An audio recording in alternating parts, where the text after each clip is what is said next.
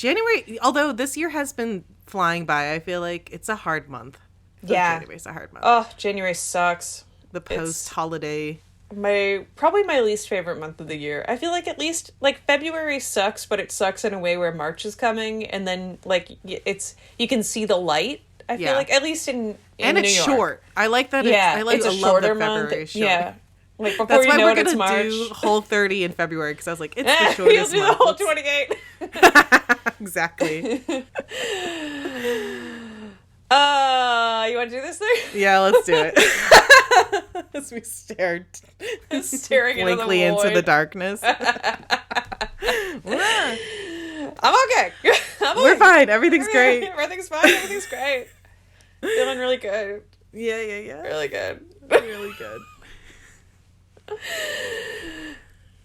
Welcome to Witchcast! 'Cause it's Witchcast. I'm Emily. I'm Kate. And we are your co-hosts of this, the Witchcast podcast. That's right. We're your learning and growing, ever-evolving novice, which is here to explore everything under the woo-woo, esoteric, non-mainstream spirituality universe. Yeah. Hell yeah. All that stuff. And we're both very emotional today, guys. Yeah, Sorry. We're having a lot of feelings. Our cycles are, are a doozy right now. Yeah, it's we're menstruating. The tide is in, baby. The red tide. Oh my god. I quizzed Matt. I was like, what? I made him buy me tampons at the store because I feel like this is like good husband training. It's like you gotta keep him sharp. Yeah. I'm like, he went to Target, he went and got a bunch of stuff. I gave him a list of the tampons I needed. And I was like, what are the different sizes of tampons for? And he was very nervous about answering. And I think he said something about flow first, but then he switched it to vagina sizes. Like, nope, wrong. It is about flow. There's no such thing flow. About different vagina sizes. Vaginas are very stretchy. They can all fit a baby if they have to, or pretty much all of them. Yeah, exactly. That's what they're originally engineered for. But yeah. Anyway, I don't know why I told that story.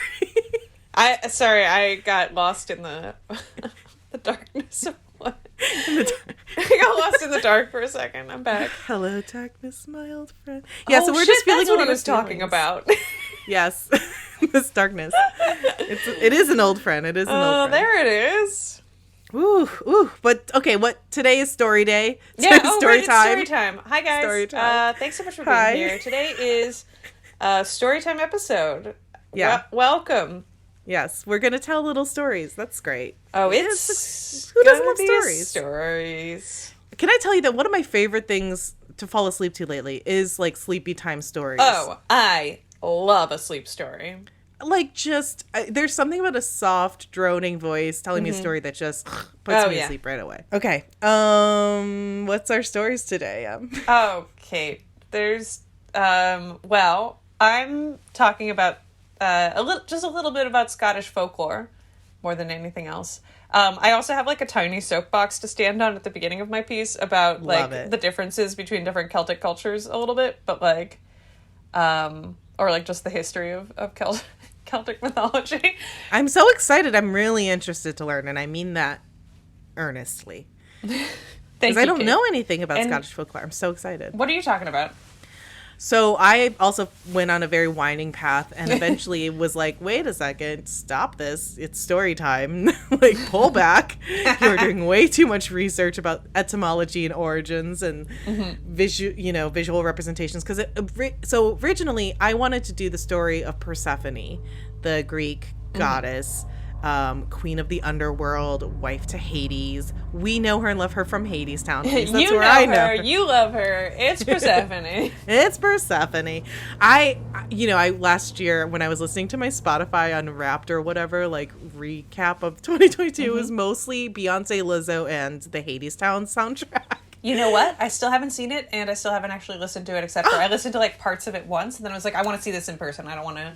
So I have to get tickets or... Oh, Hadestown. I thought you meant your Spotify Unwrapped. I was like, girl, it's been weeks. No. It's like, what's taking you so long? Oh, no, Hadestown. Yeah, go see it. Go see it. Go see it for sure. It's great. I mean, honestly, I did not listen to the soundtrack at all before I saw it because I don't know. I've like kind of fallen off the Broadway wagon. I used to work. What am I going to do? Listen to new musicals? Except for Hamilton. I don't think I've done that in like 10 in years.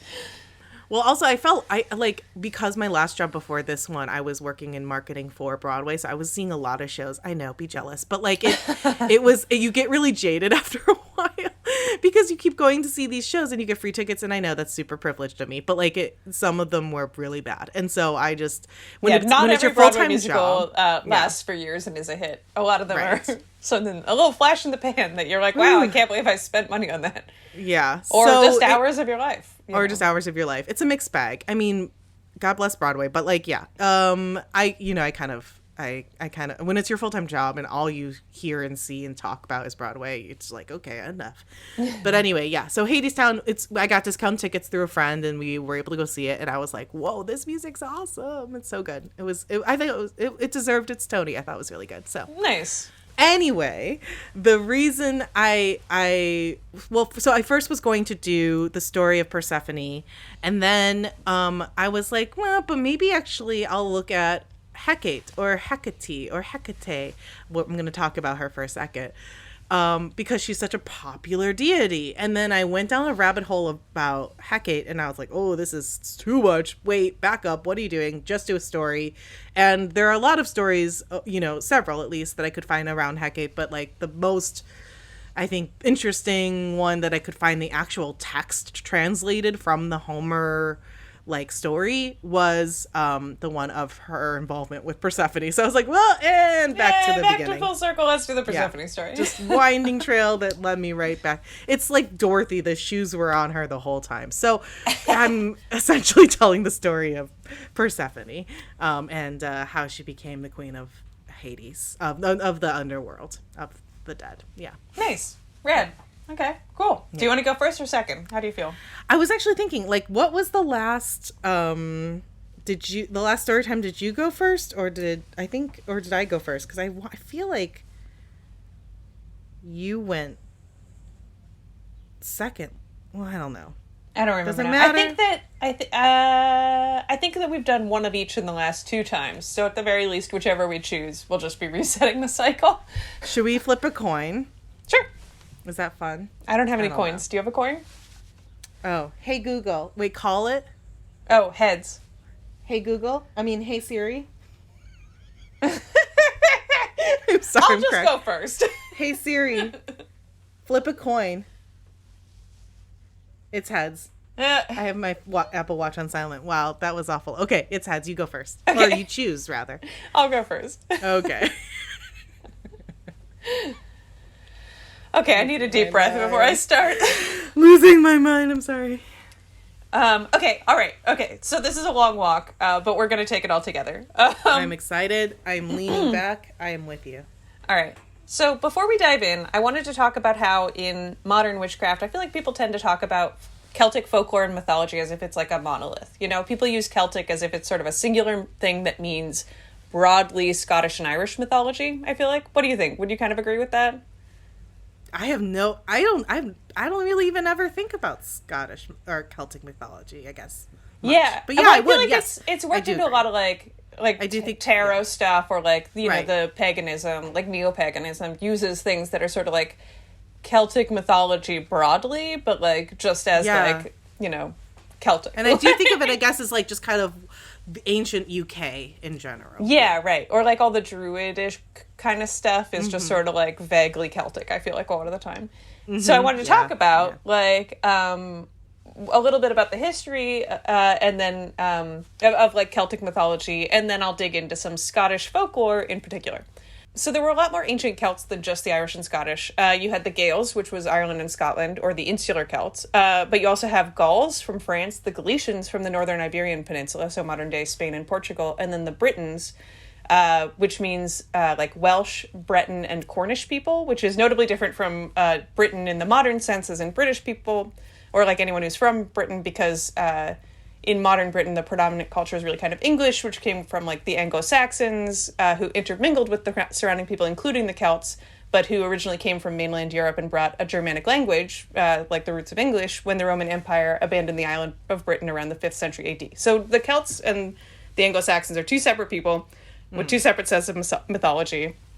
And then, so the Celtic, Celtic can mean sort of historically any of the Celtic peoples, like the Welsh, or like, you know, again, like French Gauls, Spanish Galicians, who still exist today and who you should totally check out to get a sense of the root similarities, because they have really interesting kind of like Celtic, what we think of Celtic sounding music, and you can go listen to it online if you want. Anyway, I thought that was kind of neat.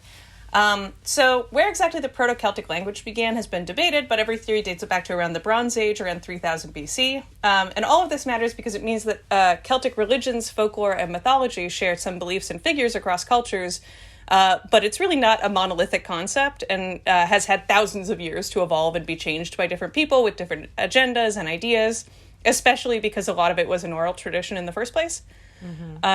Which is, you know, it's important it's also important that basically all of these people were conquered at some point. So in many places, the language and traditions were lost or suppressed or mostly assimilated.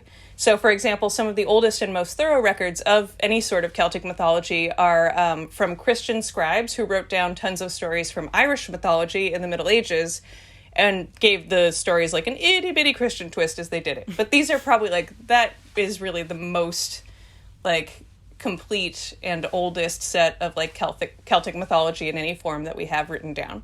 Wow. And we know that because it was written down by like Christian monks and stuff, that it wasn't exactly as it was maybe being passed down otherwise.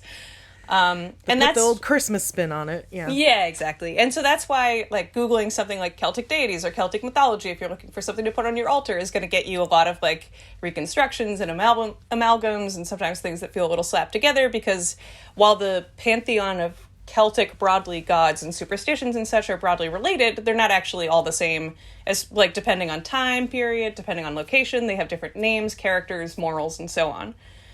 So it's sort of like thinking about like Greek and Roman gods, like, and trying to learn about them all at once. You're going to get kind of a mishmash, you know? So when you think about like Scottish or Irish or Welsh or again, like all these other sort of cultures that exist out there, it's kind of like the ancient stuff is pretty fuzzy and you kind of need to pick something specific. It's also like what we talked about with Egyptian mythology, where like different regions had little things that twisted and also it just changed over like 3,000 years. So if you see things that are don't agree with each other, it's because they don't agree with each other. It's like they got changed. It was mostly oral.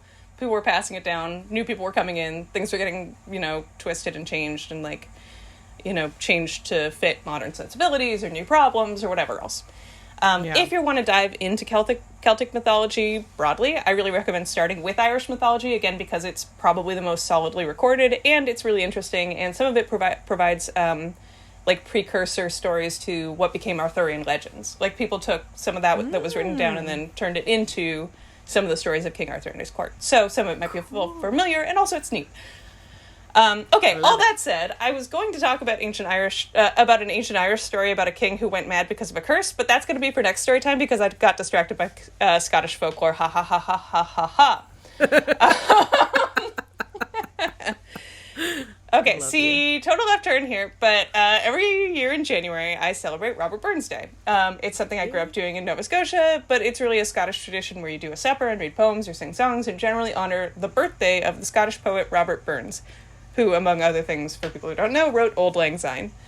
Burns lived from January 25th, 1759 until July 21st, 1796, and people do these Burns Night suppers on the 25th of January, obviously, which is, you know, his birthday. Although I grew up doing it more as like a Scotch food and music party, and usually on the Saturday closest, like a real birthday party. So if you do it this coming weekend, you're right on time. Yeah, Robert Burns Day. Yeah. Anyhow, so Burns, despite sometimes saying people who believed in folklore and superstition were ignorant, was himself ultimately also pretty superstitious, and said that about himself on a couple different occasions. He was born under Halley's Comet, which was considered an omen in Scotland at that time, and he's still famous now, so you be the judge. He knew a lot about Scottish folktales, mythical creatures, and superstitions, and wrote some very spooky poems over the years, including Tam O'Shanter, which is what we're going to be talking about today. His log of folk beliefs and stories came largely from an old maid his mother knew named Betsy Davidson. And his writing is an interesting way to see what superstitions were like in Scotland at that time. Even when he's making fun of them, it's a record, you know? Yeah. Initially, I thought I would actually read you one of his poems, but they're very long, and they're in Scots, like the written version of the Scottish accent, basically, to oversimplify it. So instead, I'm going to tell you about the poem and read a letter he wrote that kind of summarizes it and where the idea came from. So this is from SpookyScotland.net. Yes, amazing. And worth noting, Burns was born in Alloway in Scotland, which is only relevant in that that's where this story takes place. And you might as well know that that's where he was born. Okay, so SpookyScotland.net says, by 1790, when the poem, Tam O' Shanter, was written, Alloway's old kirk, meaning old church, had been abandoned for over 30 years. Tam O' Shanter came to life when the noted English antiquarian Francis Grose was writing his second volume of Antiquities in Scotland. Robert Burns asked him to include a drawing of Kirk Alloway, again, which is a church in Alloway, and he agreed to this on the condition that Burns write an accompanying poem. So in a letter to Grose, Burns wrote, "Among the many witch stories I have heard relating to Alloway Kirk, I distinctly remember only 2 or 3. And then he tells the story that he turned into the poem. On a market day in the town of Ayr, a farmer from Carrick, and consequently whose way lay by the very gate of Alloway Kirkyard, in order to cross the River Doon at the Old Bay Bridge, or at the Old Bridge. I might try starting this again because I'm tripping over my own tongue. You're doing great. I'm so Thank good. you. I'm so in it. On a market day in the town of Ayr, a farmer from Carrick, and consequently whose way lay by the very gate of Alloway Kirkyard, in order to cross the River Doon at the Old Bridge, which is almost 200 or 300 yards farther on than the said old gate, had been detained by his business till the time he reached Alloway. It was the wizard hour, between night and morning. So he'd stayed in town so long that it was now just about dawn.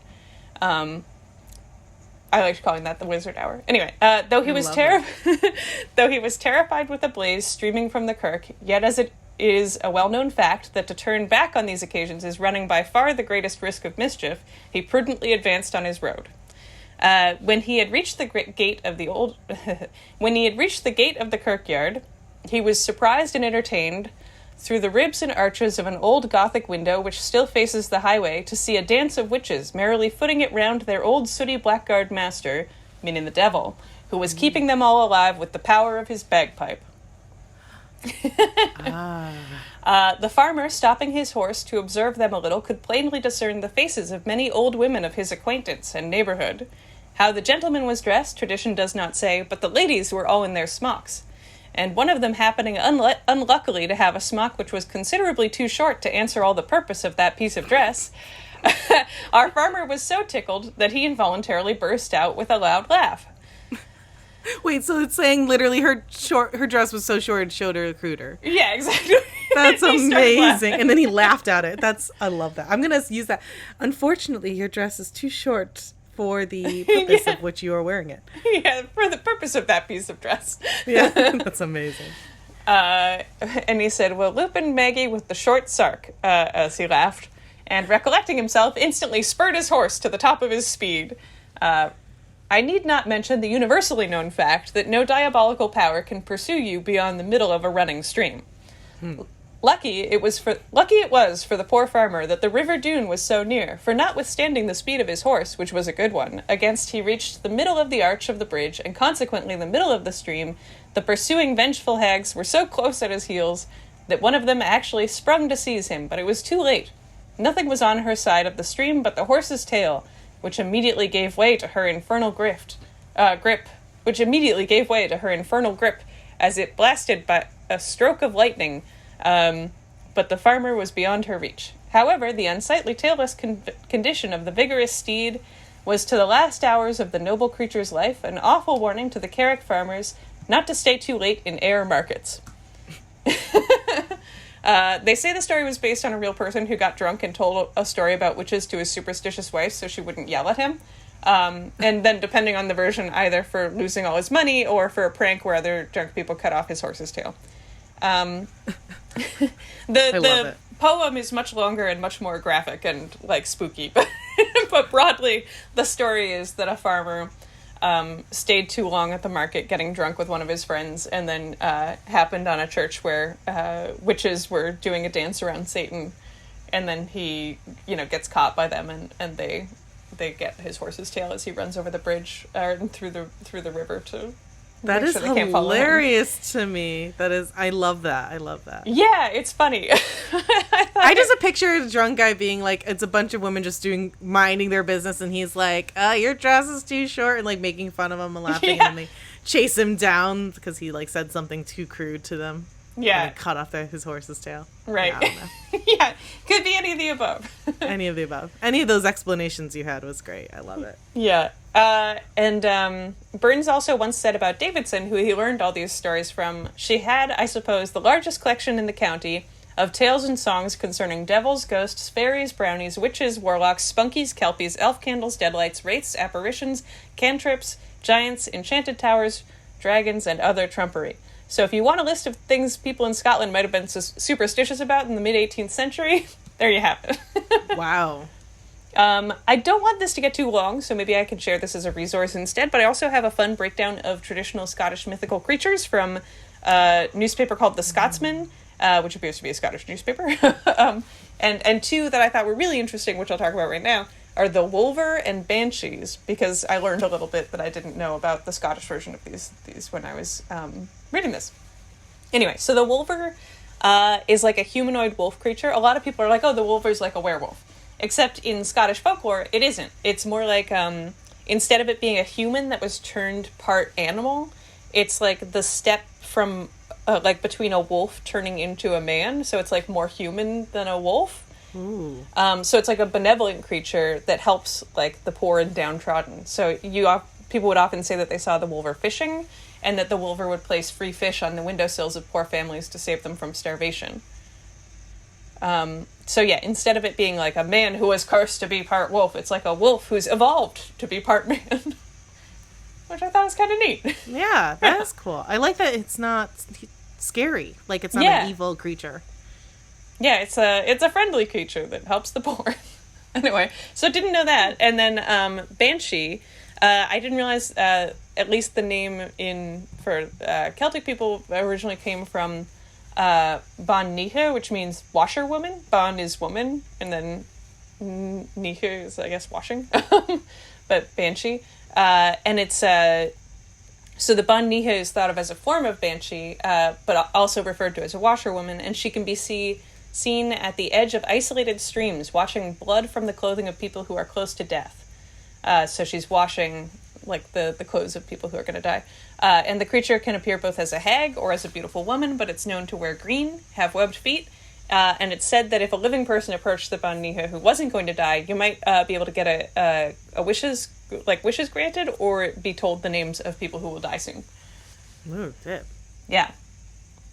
So I thought that was kind of neat, because that's not what I think of a banshee as being. So not at all. Yeah, that's not. Ooh, I get like chills thinking about it, though. That's cool. Yeah. And so that there's actually 13 mythical creatures on that list. Again, it's from the Scotsman, and I'll send you the link, Kate. And then we can post it on our website. Yeah, totally. I thought it was fun, just a little Scottish folklore. And that's my tale. Yeah, but not the horse's tail. Nope. Anyway, and the other thing I wanted to say was just that Burns has a bunch of other sort of like kind of spooky poems from the mid-1700s about various Scottish folklore type things, including there's like one about Halloween, I think. Ooh. There's one called The Vision, one called Halloween, one called Address to the Devil, and one called The Minstrel at Lincluden. And then this one that we talked about today, which is Tam o' Shanter. All of which are kind of fun. Maybe for next Halloween, if, at the very least, if people are looking for more witchy. Yeah, we should totally do more. Yeah. Isn't a Tam o' Shanter also a piece of clothing? I think that's Tam o' something else. Because I'm only thinking of this because honestly, Animal Crossing has like a. Tam o' Shanter is the hat, or one of the names for like the Scottish hat. But the poem is the different. Yeah. Yeah. No, it's just because Animal Crossing New Horizons has Oh, a this bunch is of interesting. I just did a quick multicultural Google because I was curious. It got the name from the poem. A tam o' shanter, or tammy, is a name given to the traditional Scottish bonnet worn by men. The name derives from Tam O'Shanter, the eponymous hero of the 1790 Robert Burns poem. And that's probably because in some versions of that story, the thing that he loses instead of the horse's tail is his hat that had the money in it from the market. Love it. That's amazing. Yeah, it's, fun, right? Culture's funny. Culture's funny. Anyway, that's my little diatribe about... I just thought it was good to lay a base ground of what we're talking about when we talk about Celtic mythology, so we can talk more specifically without... Because I felt like I've sort of been I don't know what the line is between these things, and so I wanted to look into it. No, I think it's great because we haven't really talked much about Celtic mythology in depth at all, and it's so funny that you mentioned how convoluted it is similar to Egyptian mythology, because I, did a story based on Greek mythology, and in my research, same thing. All the ancient mythologies, I think, are like this, where it's really hard to find. There is no one source. There's multiple sources. There's multiple translations. They've all trickled down and mixed and mingled. It's all from originally oral traditions, and there's different names, and there's a lot of crossbreeding going on. So it's super confusing. It's really confusing.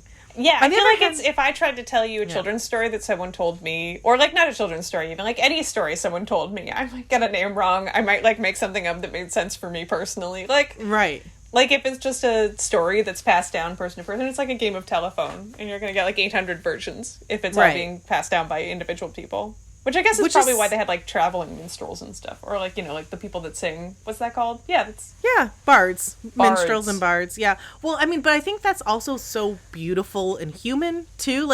I was thinking about this last night as I was trying to fall asleep and thinking about our episode today. I was I really love gods because to me, and this is purely my opinion, and I know of course there are people who truly believe in them and worship them, and that's very important to their practice, and I honor that absolutely. But for me, what I love is that there's so many cultures, there's so many names for these, and they all overlap, right? For these great myths and stories that have similar themes, or are gods that rule over the ocean or war or travel, there's so much overlap, and that us as mortals, as humans, have found ways to translate these forces that beyond our kind of understanding into things that we can maybe comprehend a little bit better, or tell the stories in a little bit more of an entertaining way. I think it's super human and very what's the study of humankind? Oh God, what's that word? Anthropology. It's very anthropologic to me, and it's very it's very interesting. I think it's really cool. I don't know. I like that there's variance. I like that it's a mystery, because it's all life is a mystery. Life is a mystery. Okay, so long story short, I'm going to do the story of Persephone, taken from the Homeric hymns to Demeter via mythopedia.com. So you guys can check that out. It's a website I came across in my research. I did, like I said, I first started to look into Hecate, and I was whoa, this is too much. And then the main big story, Hecate, I will talk a little bit just about her, but she is the supporting character. She's kind of like a Kathy Najimy, I feel like. She's amazing and wonderful, and has a cult following, but she absolutely has been more of a supporting role throughout her career in other bigger stories. Yeah. But a scene stealer every step of the way, I think. Sorry. Okay. So real quick, just about Hecate, even though this actually is the story of Persephone, we're going to just quickly talk about Hecate because I did do some research on her and across multiple sources. So we know her as a goddess in ancient Greek religion and mythology. She's a very popular goddess nowadays. A lot of witches honor her, pay tribute to her, worship her. There's multiple pronunciations. I'm going to say Hecate, but it could be pronounced Hecate, Hecate, Hecate, Hecate, Hecata, literally, there's so many different pronunciations for her, and I pulled them all up, from ancient Greek to Attic Greek, Doric Greek, Latin, etc. Hecata, Hecata, Hecate. Yeah, so there's so many ways that you can pronounce her name. The reason I think this is because also she derives from so many. We don't know exactly where Hecate came from. Yeah. Most scholars do not believe she was an originally Greek goddess. We think that she was actually a foreign origin that then was kind of absorbed into the Greek Parthenon. Pantheon. I was like, no, Parthenon is like the building, right? The building. Yeah. Pantheon is the big group of gods. Okay. Yeah, I think. Pantheon. But yes, I mean, there is a strong possibility that she could have derived from Egyptian origins. It could have been Anatolian. But yes, we mostly know her from her stories within the Greek mythology. She goes by several different names. She has overlap with several other different gods. Again, it's convoluted. And the family tree is convoluted. Same thing with Persephone and her mom Demeter, which I'm going to talk about in this story. Overlap, confusing, who actually gave birth to who and had sex with who. It's, those Greek gods, they were... It's like an NYU junior class here. Like, who had sex with who is related, I don't know. Exactly. Any acting school. I thought they were friends. Nope, they're lovers. Okay, and they have a child.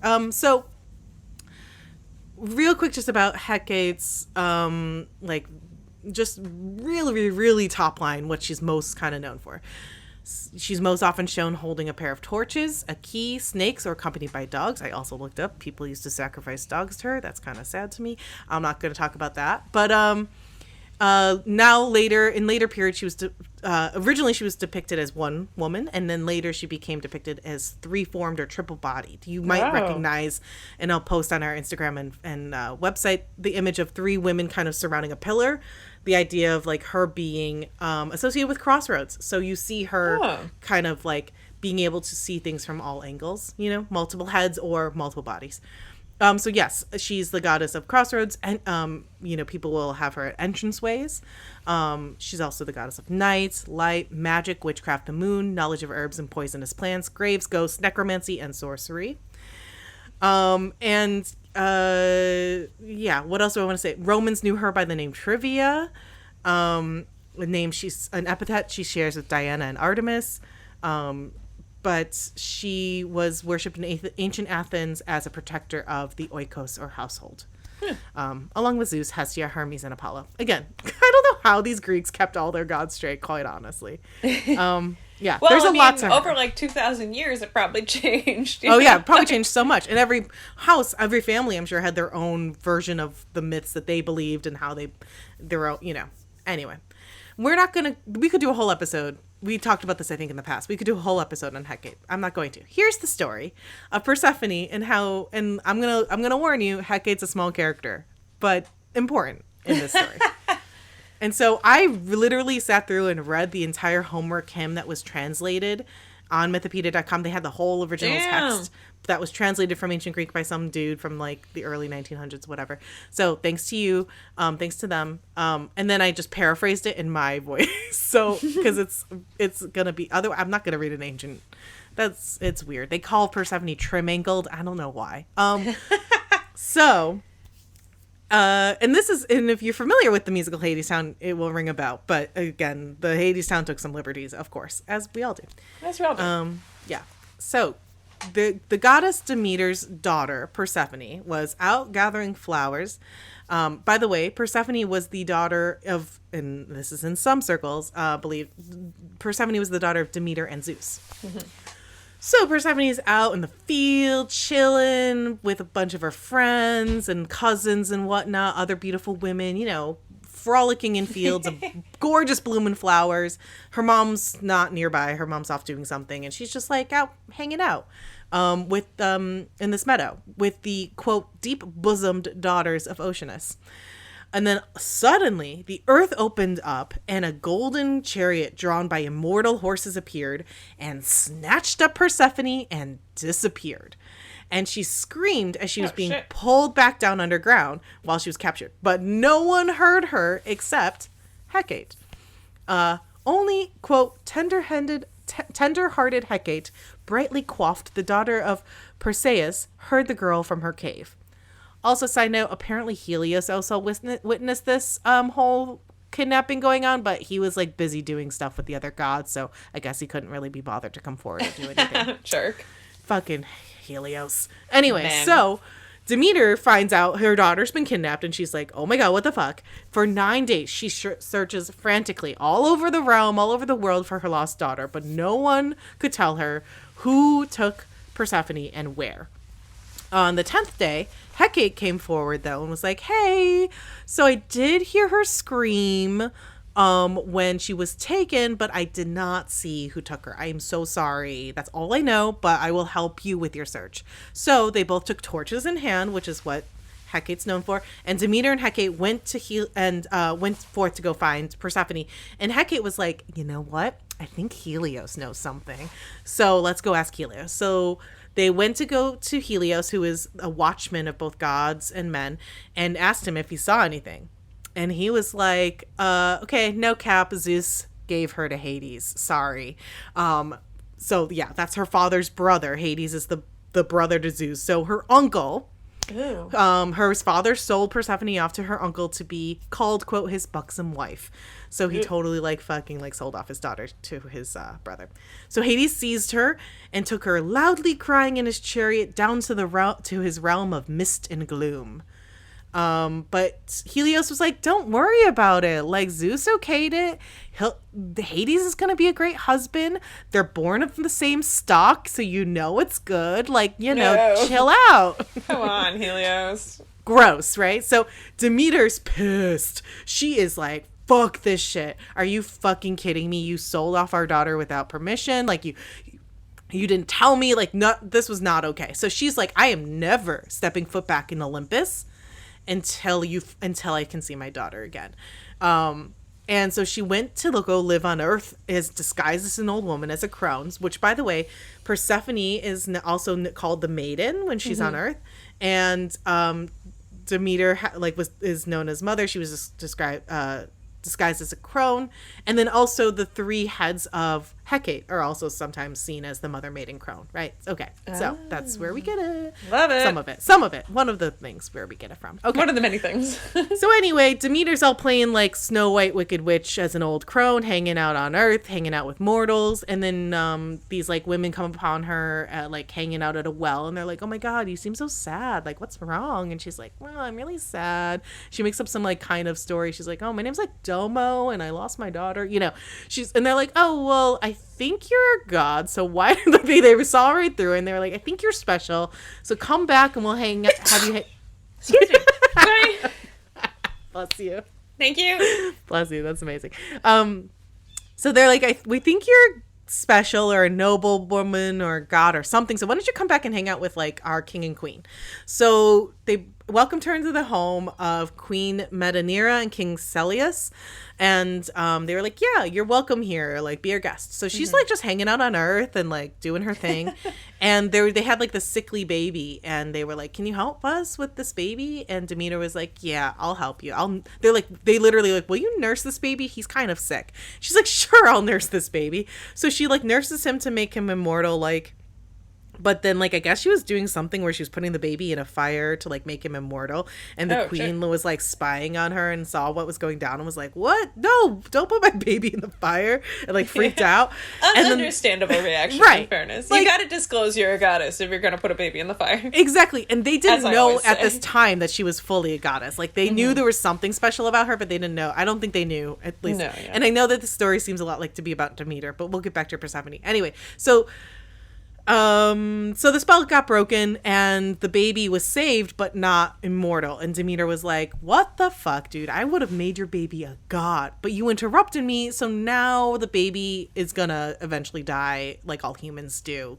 Great job. But yeah, he's fine otherwise, I guess. So surprise, I'm a goddess, revealed herself, and they're like, oh shit, like oops. And she was like, go fucking make me a temple now. And they were like, okay. So they went and built her a temple. And she was like, you know what? I'm still mad about my missing daughter, and made it so that no crops like grew. She like made the earth, because Demeter's the goddess of Earth of like she's kind of like Gaia, I guess, like she's like mother of like agriculture. Agriculture. Yeah. So she made it a terrible crop year, total famine, no one could eat, and she's like, yeah, fuck this shit. You know what? I am not going back to Olympus, and I'm not going to let any plant grow until I get to see my daughter again. Meanwhile, Zeus has heard about this, and he's like, baby, I'm sorry. Come back. I missed you. It's Come just on. One little daughter. I mean, like... I know. She's like, I have so many baby mamas and babies. Like, really, I didn't think it would be that... Like, Hades is a great guy. Like, don't worry about it. And he's like, he sent her a lot of gifts, and she was like leaving him on red. She was not having it. She was pissed. So Zeus was like, okay, fine. So he called on his boy Hermes, and he's like, Hermes, you need you to go down to Hades' realm and get Persephone back. So Hermes is like, all right. We know him as the messenger, right? He runs down. He tells Hades. He's got the speedy little sneakers. Yeah, he's got those little winged sneakers. I always think of him from the Disney cartoon. Yeah. I'm 100% thinking of Hercules. So Hermes runs down and tells Hades that Zeus wants Persephone to come back so her mom won't, like, destroy mankind. And Hades is like, okay, sure, I'll let Persephone go. But then, like, turns to Persephone, he's like, okay, dude, go see your mom. But remember, I'm a good husband. I'm Zeus's brother. Remember that, like, when you live here, you get to rule over all. And I'll tell you, if people, like, don't appease you with how they worship you, with their offerings and shit, you can punish them. It's a good deal down here. Also, here, eat these pomegranate seeds. And, like, shoves pomegranate seeds in her mouth. So, and then they get it, and she's like, okay. And then they get in his gold stretch Cadillac, which is how I imagine it, and head up to Demeter's temple to go see Demeter. So Demeter is like so happy when she sees Persephone. She scoops her up in her arms and she's like, oh my God, big hug. Oh, I'm so happy to see you, my daughter. I miss you so much. Like, oh, you know, like tears, happy reunion. And then she's like, wait, but have you eaten at all? Because if you didn't eat, then clearly Hades is a bad husband and you can come live back home with me and your father again. But if you did have anything to eat down in the underrealm, then sorry, you got to go back down to Hades' realm and live there for the third part of the seasons every year. But the other 2/3 you can live with me. And then I wrote in my notes, wait, is the pomegranate seed a euphemism for, like, sex? Like, I feel like it is, right? Right? Like, she was tricked by Hades to eat this pomegranate seed against her will. She literally says, like, I'm so sorry, he shoved this pomegranate seed in my mouth against my will. Just like, seed, hello. And so it's like, did he R-word her? And, like, you know, was he, like, being a husband, right? Like, did they go to bed or not? Because if you're deflowered, right, in olden times, etc. Okay, we get it. I won't beat it over. I hear where you're coming from. Do you understand? I think I do. Sex. Okay, anyway. Oh, wait, no, I was wrong. Now I get it. So yeah, they mashed bodies. They ate pomegranates. So Persephone was like, "Yeah, sorry, if you've eaten his seed, have you eaten pomegranate seed? Then you can't be my daughter no more." So yeah, Persephone is like, I have to be honest. He shoved a pomegranate seed again in my mouth right before we left against my will. He tricked me because Hades is a little trickster, and I don't know. Then, like, the Homer, the hymn went on to be like, and then they hugged and cried and were happy, and for some reason, and our girl Hecate was also somehow there, and she slid in for a group hug, and from then on, Hecate was known as the minister and companion to Persephone and helps guide her journey back and forth from the underrealm to Earth each year. So 1/3 of the year she spends as the queen of the underworld, 2/3 of the year she's up top, and that's why we have seasons. Boom, baby. Demeter's like, no plants for at least 3 months. Yeah, my daughter's not home. Winter for all y'all. Yeah. So in a nutshell, that's the story of Persephone and Hecate with our supporting actor starring role. Love it. And so if you don't like how gloomy and cold it is outside, you can go ahead and blame Zeus. Yeah, blame Zeus. Really, it's really all his fault. There's so much that dude did. And also Hades. Hades is a freaking trickster too. Yeah, I mean, listen, he's not innocent in this story. Yeah. I mean, like, the other half of the story in Hades Town is about Hades tricking Orpheus, so it's a whole thing. Oh, wow. Man, he's really just It's not really doing a trick. tricks. He's not really like a trick. It's so funny because Hades is not a devil per se, but I do think like that is maybe inspired where we get a lot of like Christian devil idea of like this whole like riddle of like, well, I'm gonna set The you underworld up. where they hold the dead, and he's like, Yeah, oh, exactly. he's And it's like tricksy. I'm not gonna purposely. I'm not like it's not a full trick, but I am gonna set you up to fail. But like the rules were clearly stated, so I don't. Yeah. It's like the whole like devil went down to join. Yeah, the Anyway. fiddle contest. Yeah. Or what was that other story we told about the devil in the pocket? Oh yeah, I forgot about the devil We in the just pocket. did that story time. Anyway. Oh, that feels like 800 years ago to me. It feels like 800 years ago. Anyway, so those are the stories for today. We hope That's that you End enjoyed of story time. getting storied by us. Yeah. Do you Oh, wanna... Jack-o'-lantern. That's what it was. Oh, yeah, Jack-o'-the-Lantern. Jack of the Lantern. I was actually thinking maybe you should pull, because I pulled last time. Yeah. If you want to pull a card. It would be my honor.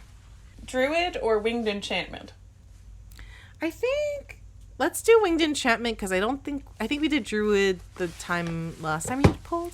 I believe that. I think, yeah. I've been pulling from my Moon Power one, but I think you're right. I don't think we've done Winged Enchantment for a while.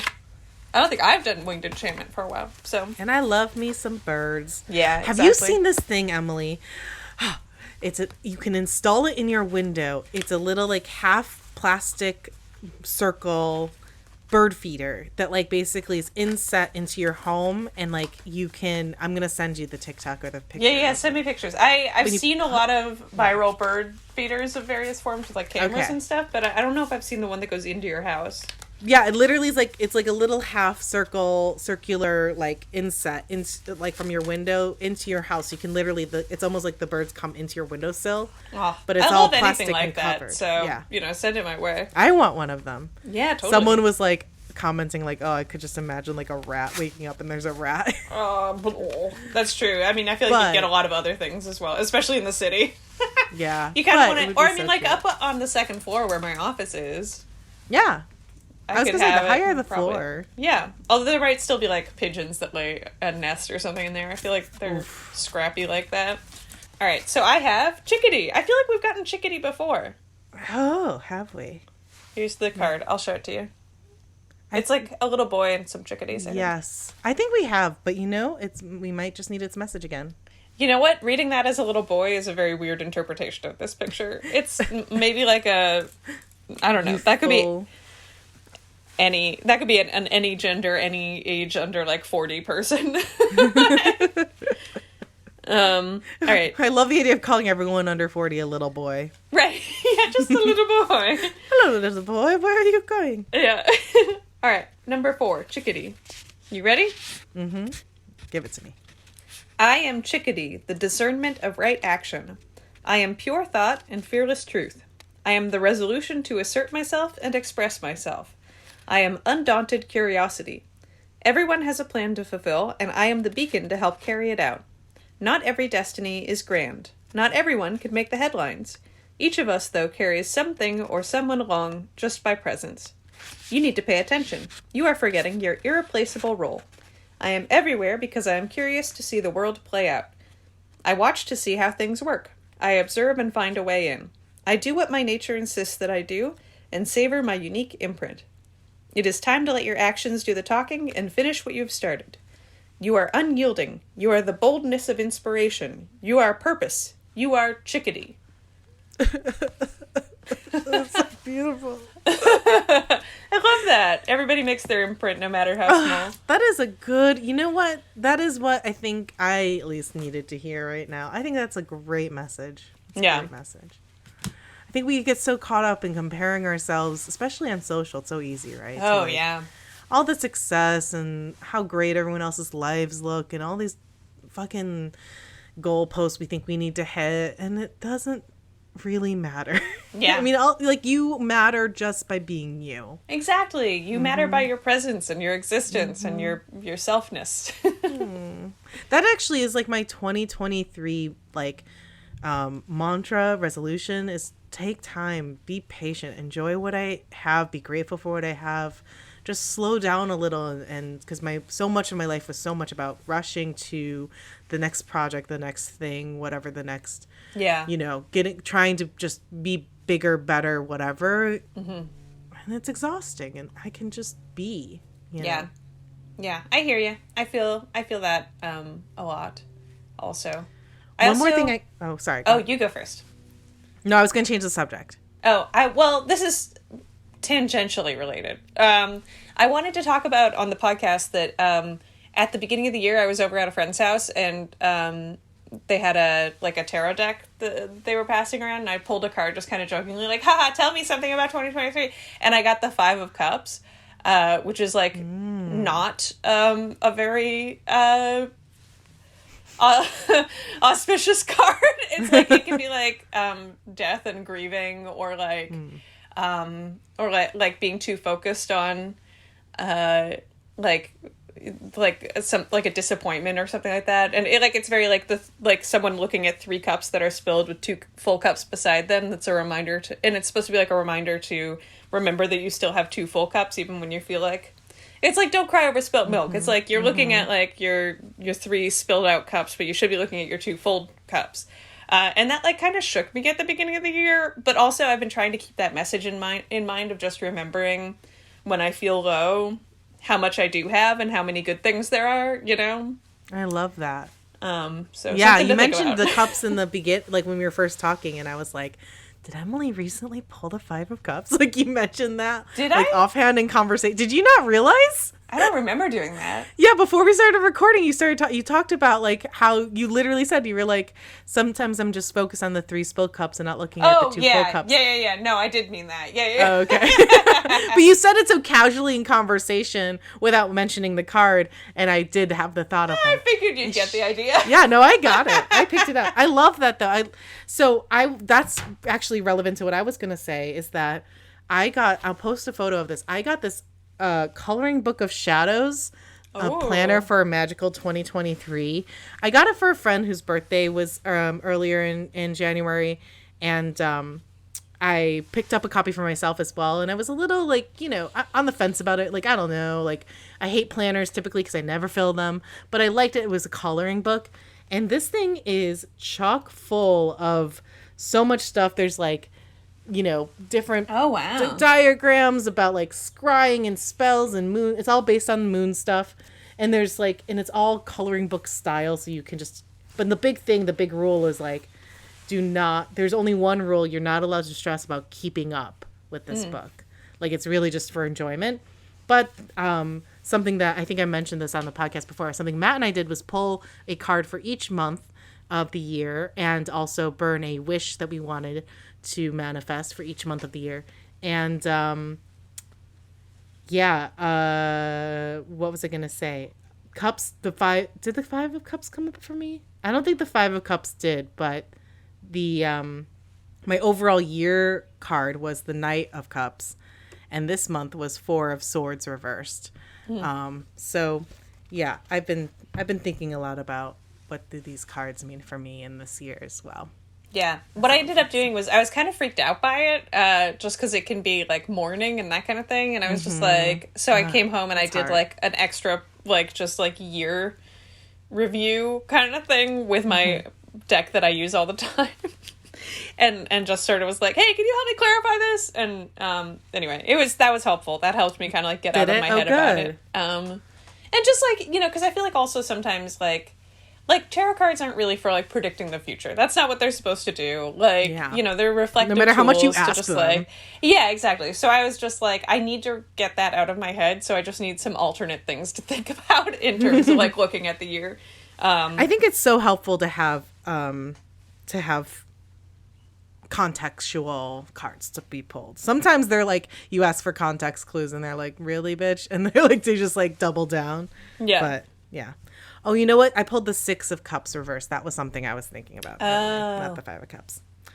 No, actually, it's so funny. I think tarot is so interesting. Like, my friend was going through a really difficult decision, like life or death decision type of thing several months ago. And I was helping her and pulling some cards. And like, the cards were so fucking on the nose. They were like, we're not telling you what to do. They were like, if you do this, this is how it's going to be. It'll suck, but also be good. If you do this, it'll suck and be kind of good. Literally, like, the paths are laid out, but like you have to choose. And I was like, God damn it. And she was also pulling cards and getting the same thing. And we were like, okay, so really this is on you. Sorry. Yeah. Tough titties, but you're just going to have to make this decision and live with it. Yeah. The cards know. And they ain't telling you. But you know what is being told to you is that you can find us on Witchcast Podcast on Instagram. Yes, Witchcast Podcast on Insta. Email us at witchcastpodcast@gmail.com. We're going to post some more. I'll post some links and things that we talked about on our website at witchcastpodcast.com. Yes. And, while you're out there on the internet, why not consider giving us a 5-star review? Yeah. Just something to think about. If you like this, if you enjoyed it, it helps people find us. It helps us grow. And we're old. We've been doing this a long time. You know. It has been like a few solid years of episodes out there. The entirety of the pandemic. Like since 2019. Yeah. We have I was been trying consistently. to look... to see if we'd done a Hecate episode before, and I went all the way back to the beginning, and I was like, damn, we've done a lot of episodes. This is our 96th episode, actually. Woo! We are super close to our 100th. Oh, boy, we gotta figure something out. Yeah, we gotta figure that out. So right. Stay tuned for that info. Exciting news will be coming for that. Yeah. Yeah.